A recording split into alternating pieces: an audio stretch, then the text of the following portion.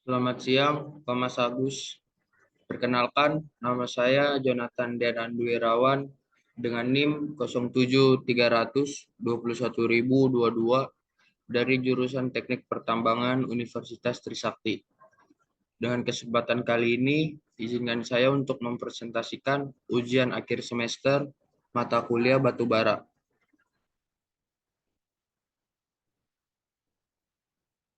Yang pertama, ada materi analisis ketercucian batubara.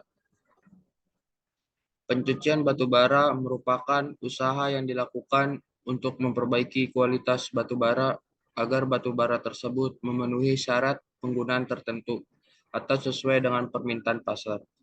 Batubara dari ROM atau run of mine terdiri atas dua kategori, yaitu batubara bersih dan batubara kotor. Masing-masing kategori dilakukan pereduksiannya atau ukuran serta peremukan, sedangkan batubara kotor dilanjutkan dengan proses pencucian pada industri pertambangan.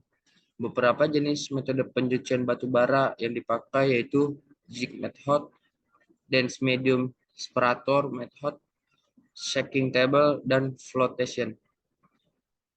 Lalu berikutnya ada materi pengayakan dan klasifikasi batubara. Sizing adalah tindakan untuk pengelompokan partikel menurut besar kecilnya, ukuran, dan bila pengelompokan dilakukan dengan menggunakan ayakan, maka disebut screening. Sedangkan untuk partikel halus, di mana pengelompokan tidak mungkin dilakukan dengan menggunakan ayakan. Terdapat satu metode dengan memanfaatkan beda kecepatan pengendapan pada partikel di dalam media udara atau di dalam air. Cara ini juga kadang disebut sebagai klasifikasi atau classification. Lalu ada pengayakan.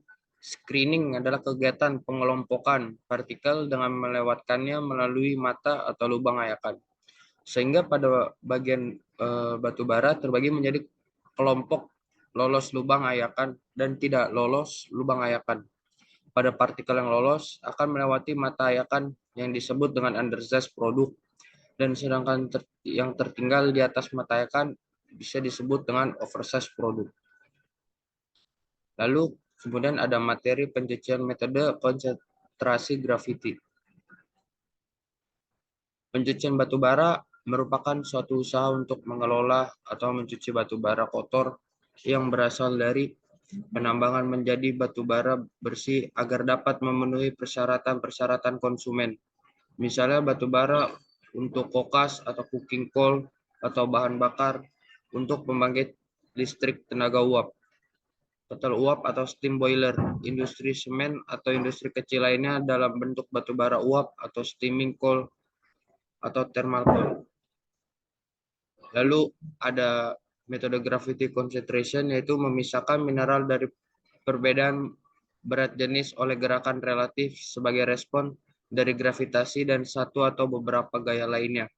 Partikel-partikel yang mempunyai berat jenis yang lebih besar akan jatuh dengan kecepatan yang lebih cepat daripada partikel-partikel yang kecil.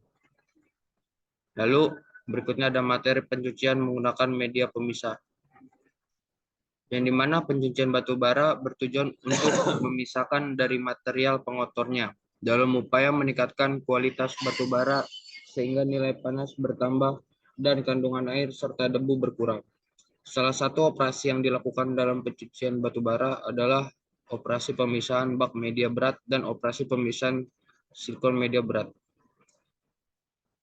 Lalu produk yang dihasilkan dari operasi pemisahan bak media berat yaitu yang pertama ada endapan atau sink, lalu yang kedua ada apungan atau float.